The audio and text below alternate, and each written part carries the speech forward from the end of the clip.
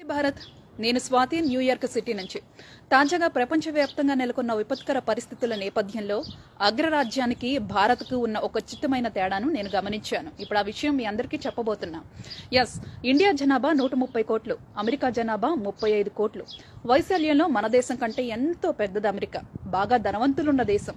అమెరికాలో cost of living కూడా చాలా ఎక్కువ.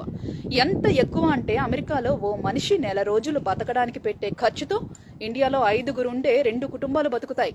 విశాలమైన ఇల్లు, ఇంటింటికి మధ్య దూరం కూడా చాలా ఎక్కువ.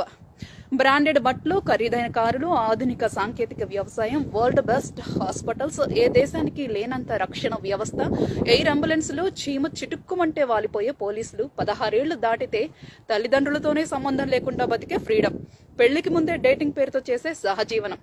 అబ్బో ఒక్కటేమిటిలే, అదో భూతాల స్వర్గం మాదిరి అగ్రరాజ్యం, అన్ని జబ్బలు చరుచుకునే పాలకులు. మరి నేటి పరిస్థితి 35 కోట్లున్న జనాభాని కంట్రోల్ చెయ్యలేక రోజు రోజుకి పెరుగుతున్న కరోనా కేసులు, మరణించిన వారిని పూడ్చి పెట్టడానికి శ్మశానంలో స్థలం లేక వాళ్లను పూడ్చడానికి మనుషులు దొరక్క, పెరుగుతున్న రోగులకి వైద్యం చేయడానికి బెడ్స్ సరిపోక, డాక్టర్స్ కి కావాల్సిన ఎక్విప్మెంట్లు దొరక్క, శవాలను ఎక్కడ పూడ్చాలో అర్థం కాక చివరికి పబ్లిక్ పార్కుల్లో పూడ్చి పెట్టాల్సిన పరిస్థితి. మరి ఇండియా పరిస్థితి ప్రత్యేకంగా చెప్పాల్సిన పని లేదు, కానీ ఖచ్చితంగా చెప్పుకోవాల్సింది మాత్రం చాలా ఉంది.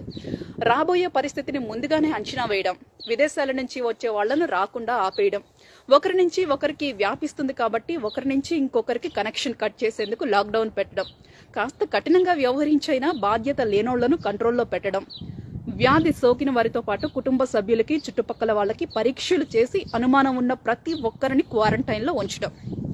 ఇతర దేశాల వారితో పోలిస్తే 135 కోట్ల జనాభా ఉన్న ఇండియాలో ఇప్పటి వరకు మరణించిన వాళ్ల సంఖ్య చాలా తక్కువే.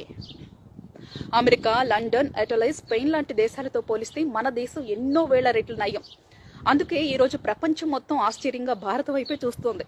ఈ వ్యాధి ఇండియాలో వస్తే శవాల గుట్టలు చూస్తాము అని వాగిన నోర్లే ఈరోజు నోరు వెళ్లబెట్టి మన వైపు చూస్తున్నాయి.